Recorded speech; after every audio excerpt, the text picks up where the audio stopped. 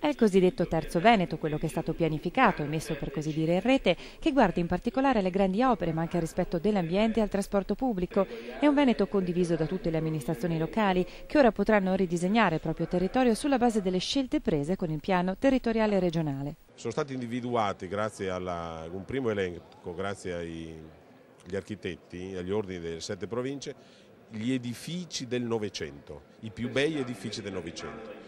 C'è un elenco, in questo momento vengono da ieri tutelati, se il Comune non deve per abbatterli, se vuole abbatterli, ma spero non lo faccia, vi è una esigenza di tutela e di razionalizzazione, ci deve essere un piano di recupero. Un occhio di riguardo nel piano lo si trova nel rispetto delle zone rurali, limitando l'urbanizzazione, ma anche nell'investimento sul sistema ferroviario metropolitano regionale o nelle grandi opere viarie, di cui l'esempio più recente è il passante di Mestre.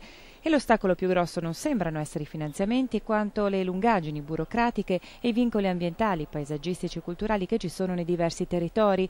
Un monito dunque rivolto ai vari comuni perché venga semplificato il processo di definizione dei diversi piani, che siano di area piuttosto che di settore o ambientali.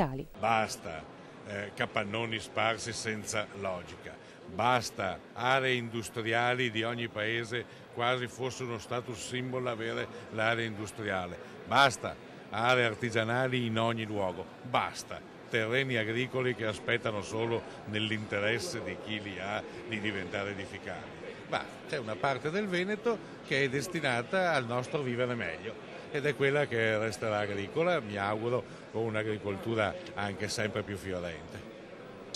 I schei, come si dice in Veneto, non c'è mai un problema se vi è certezza di approvazione di progetti e tempo definito. In questo caso più che soldi c'è bisogno di autorizzazioni e della visione d'insieme.